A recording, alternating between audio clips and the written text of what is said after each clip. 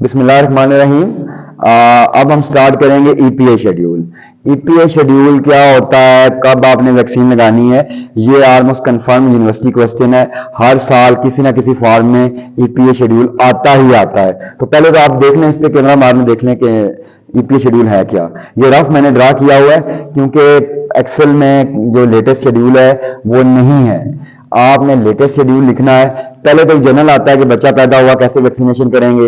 एक सवाल आया यूएचएस में, बच्चा एक दिन का मां लेके आई है, प्रीवियस कोई वैक्सीनेशन हिस्ट्री नहीं, क्या करेंगे। तो आपने ये शेड्यूल बनाया हुआ है, इसको आप फ्लेक्सिबल है, फ्लक्चुएट भी कर सकते हैं जो रिक्वायरमेंट है उसके अकॉर्डिंग। बट मेन ये डेज इसलिए बनाए गए हैं कि आप इसको याद रखें, एक स्ट्रक्चर बनाया गया है। अब ये नहीं कि बच्चा 2 दिन का आया आप वैक्सीन नहीं लगाएंगे, लगाएंगे। अब ईपीए शेड्यूल का मतलब है एक्सटेंडेड प्रोग्राम ऑफ इम्यूनाइजेशन या extended programme on immunization. Extended या एक्सपेंडेड इसलिए कहते हैं कि ये एक्सटेंड हो रहा है। आजकल ये 12 डिजीज के अगेंस्ट प्रोटेक्शन प्रोवाइड कर रहा है। सवाल ये एमसीक्यू पे आता है कि ईपीए शेड्यूल कितनी डिजीज को कवर करता है, तो your answer should be 12 diseases. एक तो ये हो गया। अब ईपीए शेड्यूल क्या है, बर्थ से लेके 5 साल तक हमने वैक्सीनेशन करनी है। बर्थ पे याद रखें, बर्थ पे आपने बीसीजी वैक्सीन लेनी है। आपको आना क्या चाहिए, टाइम, वैक्सीन का नाम, वैक्सीन की डोज, उसका रूट और डिजीज भी आपको पता होनी चाहिए। तो बर्थ पे हमने बीसीजी वैक्सीन लेनी है। पाकिस्तान में बीसीजी वैक्सीन ट्यूबरकुलोसिस के लिए है। एक चीज याद रखें, अगर 4 हफ्ते से पहले पहले आपने बीसीजी वैक्सीन दी तो उसकी डोज है 0.05 ml। 4 हफ्ते के बाद 0.1 ml हो जाएगी। एक यूनिवर्सल रूल याद रखें, हर इंजेक्टेबल वैक्सीन की डोज 0.5 ml है, सिवाय बीसीजी के। बीसीजी की डोज 0.05 बर्थ पे है और वैसे 0.1 ml है, ये आप याद रखें। तो आप सारी वैक्सीन की डोज 0.5 लिखेंगे, सिवाय बीसीजी के। बीसीजी टीबी के अगेंस्ट देते हैं, राइट डेल्टॉइड पे देते हैं। आपके हर बच्चे को डेल्टॉइड में स्टार मार्क होगा। साथ ही आपने पोलियो की दे दी, 2 कतरे पिला दिए, पोलियो दायरा, पोलियो के अगेंस्ट। फिर 6 और 10th वीक पे एक ही वैक्सीन लगेंगी। 6 वीक वाली वैक्सीन 10th वीक पे रिपीट होंगी। कौन सी आखिर, पेंटावेलेंट। पेंटा का मतलब है 5, इसमें 5 डिजीज के अगेंस्ट होंगी। कौन कौन सी, DPT, diphtheria, pertussis, tetanus, HIV, haemophilus influenzae के अगेंस्ट और हेपेटाइटिस बी के अगेंस्ट। तो 5 ही होगी, इसलिए इसे पेंटावेलेंट कहते हैं। नीमोकोकल, निमोनिया के अगेंस्ट। रोटा, डायरिया के अगेंस्ट, क्योंकि डायरिया पाकिस्तान में बहुत कॉमन है, इसलिए हम रोटा की वैक्सीन देते हैं। रोटा क्योंकि ओरल हम देते हैं तो इसकी डोज जो है 1.5 ml होगी, ये ओरल है। ओपीवी जायरा में देनी है। अब पेंटावेलेंट और नीमोकोकल जो हैं ये इंट्रामस्कुलर लगेंगी, इनकी डोज 0.5 ml होगी। यूनिवर्सल रूल याद रखें। और रोटा डायरिया के अगेंस्ट देंगे, ओपीवी पोलियो के अगेंस्ट देंगे।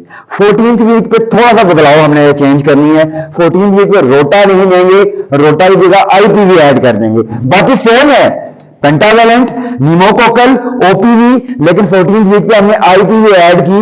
इसलिए ऐड की कि जो डब्ल्यूएचओ ने कहा है ना, पोलियो एरेडिकेशन करनी है, आजकल हम आईपीवी भी ऐड कर रहे हैं। वो इंजेक्टेबल पोलियो वैक्सीन है, याद रखें। आईपीवी इंजेक्टेबल है, इसकी डोज भी 0.5 ml ही होगी। साथ ओपीवी दे दें। अब 6th, 10th और 14th वीक पे शेड्यूल सेम है, सिवाय 6 और 10th पे रोटा लगती है, 14th पे हम आईपीवी देते हैं। अब बच्चा बड़ा हो गया, 9 मंथ्स का हो गया है, तो 9 मंथ्स का लेटेस्ट शेड्यूल है MR vaccine. MR vaccine combined vaccine है मीजल्स और रूबेला के अगेंस्ट।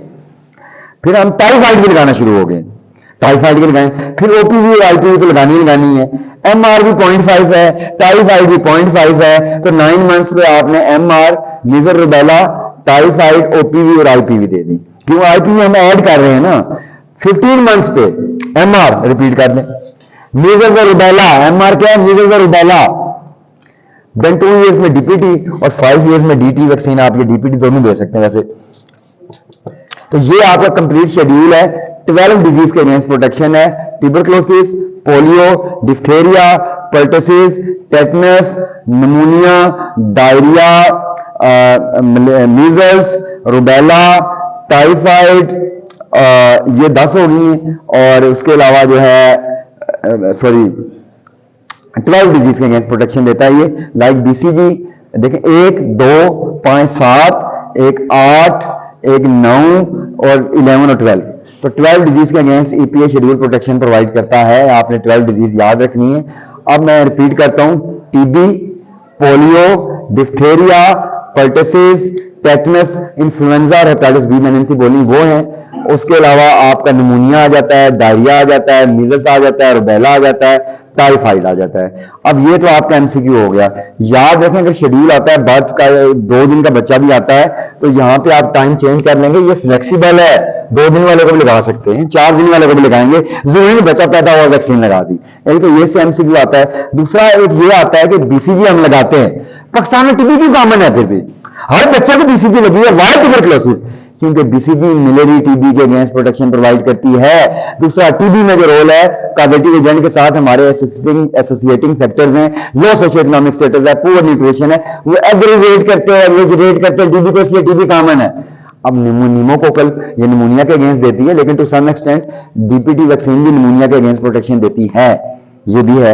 हैप भी हमने क्यों ऐड की, हेपेटाइटिस बी कॉमन है। एक और सवाल है लेटेस्ट वैक्सीन कौन सी ऐड हुई है, लेटेस्ट वैक्सीन टाइफाइड ऐड हुई है और रुबेला ऐड हुई है।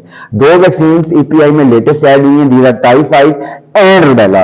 और बाकी आपने इनका यूनिवर्सल रूल मैंने आपको बताया, हर वैक्सीन 0.5 ml है स्वाई बीसीजी के, और ओरल वैक्सीन डेफिनेटली 2 ड्रॉप्स हैं, और 1.5 जो है 5 ml आपने रोटा की वैक्सीन देनी है। तो ये आपका ईपीए शेड्यूल है। अगर एक सवाल इस तरह आता है कभी कभार कि 6 हफ्ते का बच्चा आया हमारे पास, कोई वैक्सीनेशन हिस्ट्री नहीं है, क्या करेंगे, तो हम 6 हफ्ते को कंसीडर करेंगे, बर्थ पीरियड या स्टार्ट का पीरियड कंसीडर करेंगे और बर्थ वाली वैक्सीन लगाएंगे।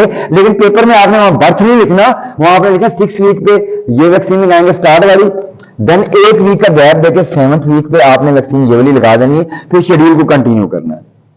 एक बच्चा 14 वीक्स का आता है, कोई वैक्सीनेशन नहीं है, तो 14 वीक्स पे बर्थ की वैक्सीन लगाएंगे, फिर 1 हफ्ते का गैप देंगे और आप 6 वीक वाली लगा देंगे, फिर